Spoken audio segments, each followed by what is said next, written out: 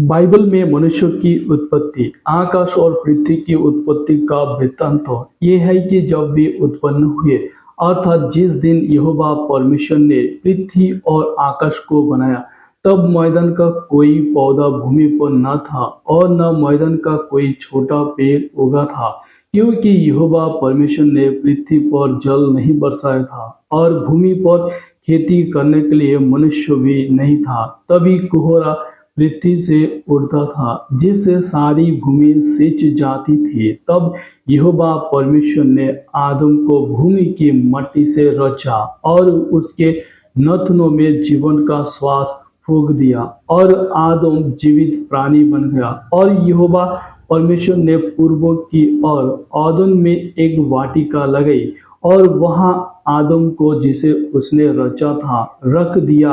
और यहोवा परमेश्वर ने भूमि से सब जाति के वृक्ष जो देखने में मनोहर और जिनके फल खाने में अच्छे हैं उगाए, और वाटिका के बीच में जीवन के वृक्षों को और भले या बुरे का ज्ञान के वृक्षों को भी लगाया। उस वाटिका को सींचने के लिए एक महानदी आदम से निकली और वहां से आगे बहकर 4 धाराओं में बढ़ गई। पहली धारा का नाम पीशन है। ये वही है जो हबीला नाम के सारे देश को जहाँ सोना मिलता है घेरे हुए है।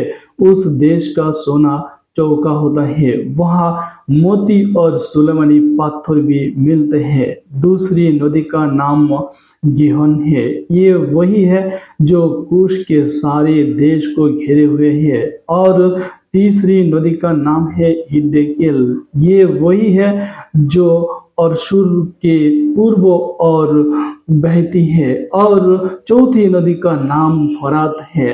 तब यहोवा परमेश्वर ने आदम को लेकर आदम की वाटिका में रख दिया कि वो उसमें काम करे और उसकी रक्षा करे। और यहोवा परमेश्वर ने आदम को ये आज्ञा दी, तू वाटिका के सब वृक्षों का फल बिना खटके खा सकता है, पर भले या बुरे का ज्ञान का जो वृक्ष है उसका फल तू कभी ना खाना, क्योंकि जिस दिन तू उसका फल खाएगा उसी दिन अवश्य मर जाएगा। फिर यहोवा परमेश्वर ने कहा, आदम का अकेला रहना अच्छा नहीं, मैं उसके लिए एक ऐसा सहायक बनाऊंगा जो उससे मेल खाए।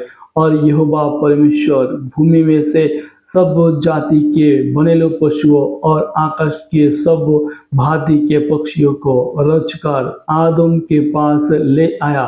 फिर देखिए कि वो उनका क्या क्या नाम रखता है। और जिस जिस जीवित प्राणी का जो जो नाम आदम ने रखा वही उसका नाम बन गया।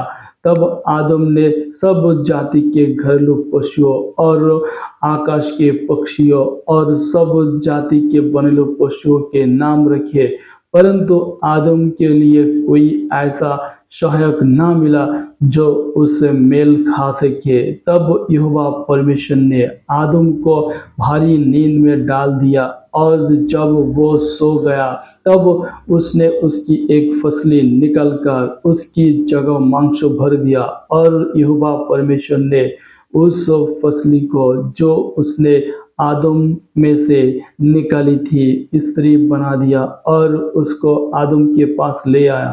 तब आदम ने कहा, अब ये मेरे हड्डियों में की हड्डी और मेरे मांसों में का मांस है, इसलिए इसका नाम नारी होगा, क्योंकि ये नर में से निकली गई है। इस कारण पुरुष अपने माता पिता को छोड़कर अपनी पत्नी से मिला रहेगा और वे एक ही तन बने रहेंगे।